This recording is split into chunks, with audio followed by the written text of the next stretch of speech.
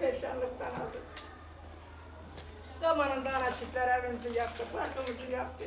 Geldik buraya. Bak, demek ki lambalar kırılmış ki şak şak ediyor. Yavaş, yavaş. Gelen boyanı hep üstten gelmeden kaldı bana. Ne diyor? Tamam.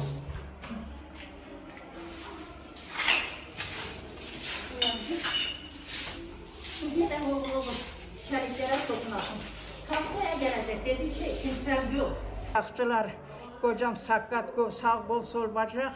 Ama da durumumuz yok ki yapak. Her taraf yandı gitti, bir tane rakı içmiş.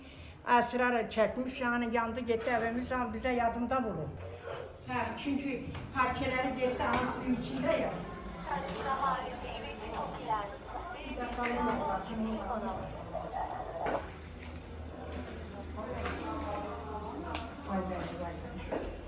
Bunları dışarı atıyor mu?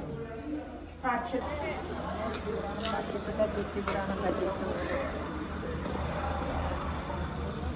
Parçanın anasını, o zamanın şeyine valla buraya 2 milyar 8 lira para verdik bu parçalarını yapmadan. Kızın töküldü depremde. Çatlağın sıva gibi var mı bir şey? Vardı işte badana ettik, ne durduk? Yok çatlak ama sıva çatladı yani. Bak burasının tabanı parça şey. Şeyden tahtadan yaptırmış. Orası suyun içinde. Tahta parçayı sürüyor. Tabanı